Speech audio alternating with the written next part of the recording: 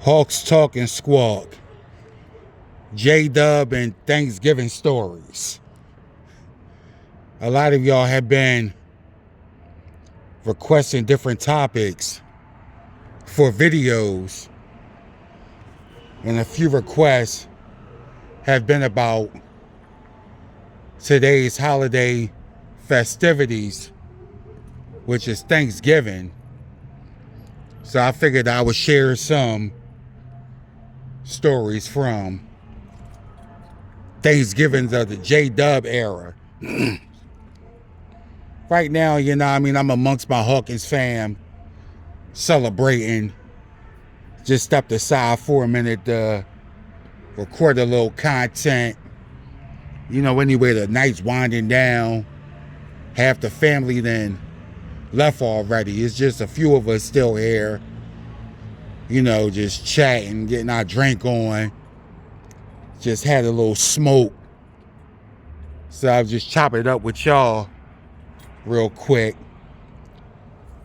Now this is the 16th Thanksgiving since I left the J-Dubs.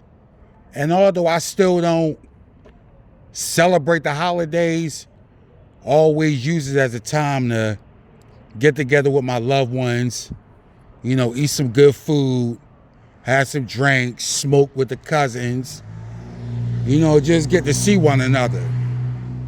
Mostly everybody's off, paid holiday. So why not take advantage of it? That's how I see it. Even though I could care less for the day itself, I won't turn down an opportunity to be amongst my fam, my loved ones, Might as well take advantage of it from that standpoint. Now, I remember my last Thanksgiving before I had left the J-Dubs for good. It was 2007. This was like during a period where I had moved back home after my sham of a J-Dub marriage went to shit. So I was living back at home around this time in 2007. So Thanksgiving falls on a Thursday every year. So at this point, the West Park congregation Thursday nights was book study night, because Tuesday had become Theocratic Ministry School and service meeting. So, Thursdays was book study, but most of the J-Dubs, they use that day to go out and fill service, come home, maybe study, and rest up for the meeting. So at this point, I wasn't going to book study anyway. And I wasn't even going to the meetings all of the times. I might go Sundays or Tuesdays here and there, but it wasn't a guarantee that I was going to be there every Sunday or every Tuesday. But at this point, I had stopped going to book study, and I damn sure wasn't going out and field service at this point. So I remember this Thanksgiving, I made a few rounds this day. I know it was a girl that I went to school with. She had Thanksgiving dinner at her house all the way up in the Northeast. She lived like far up Northeast near Franklin Mills. So I remember I went up to her crib. I went up to her crib early, probably like 3, 4 o'clock. Stayed for maybe an hour or two. She made some good ass food too. Then after that, rolled back down to West Philly, went over my pops, like my brothers, all my cousins, all his wife's family was over there. I had already ate, so I didn't eat when I went to my pops. Anyway, I was shooting pool with my cousins in the basement or whatever, and then after that, I went to my one cousin's house. She lived maybe a mile or so from my pops. Went over there. Then afterwards made a couple of more stops over different people's cribs or whatever. I had enough plates to last me like through that weekend. And all the food was slamming too. So I get back in the house that night because I was off the next day too. So I hung out kind of late. But when I got back, it was already like probably 2, 3 in the morning. My mom's still downstairs. She was always a night owl anyway, especially if she didn't have to get up early the next day. You know, everybody was off the next day, that Black Friday. So she see me coming with bags of food and was like, oh, so I assume that you went to see all your family celebrating this worldly pagan holiday. I said, no, I don't celebrate the holidays, but I'm not going to turn down the opportunity to see family and shoot, eat some good food while I'm at it. So then she got mad because like, well, did you bring me and your sister something? I said, y'all can have some of what's in here. So you're mad because I went to people's houses, but then wondering if you got if I brought you some food. Typical J-Dub narcissistic behavior. But then, anyway, that was the last Thanksgiving that I was a J-Dub. Now, growing up J-Dub, like the younger years, Thursdays was always the Theocratic Ministry School and service meeting. So growing up, our Thursdays consisted of getting up, going out in field service, coming home, maybe relaxing, watching TV or whatever, until time to get ready for the meeting. Our Thanksgiving dinner was always hot dogs, baked beans, tater tots, and applesauce. Every Thanksgiving growing up. The one Thanksgiving that I wasn't home during my youth was when I was in boot camp at 14. And I remember in boot camp, the food was blah, but that Thanksgiving and that Christmas for the matter, they went all out and had some good ass food. And it's a shame to say that being in boot camp was the first time I had a real Thanksgiving Day dinner. And I was like, okay, this, like the turkey, the stuffing, the yams, macaroni and cheese, mashed potatoes, ham, man. From that moment on, every Thanksgiving, I went over a family's house and partook, and then would go to the Kingdom Hall from there. Because at this point, I was old enough to drive and always had my own little car. And my mom would be mad, but hey, what you going to do? You know what I mean? I don't want no hot dogs and beans every Thanksgiving. Y'all can have that. I want some real food. So yeah, Thanksgiving Day, I would always go over my people's crib. Sometimes I would be already had my suit and shit on, and then go straight to the hall from there. And sometimes after the meeting, because you know, you got those folks that they be having Thanksgiving dinner late. It'll be 9, 10 o'clock. They'll still be eating, drinking, or whatever. So at that point, I would do something or go somewhere before and after the meeting.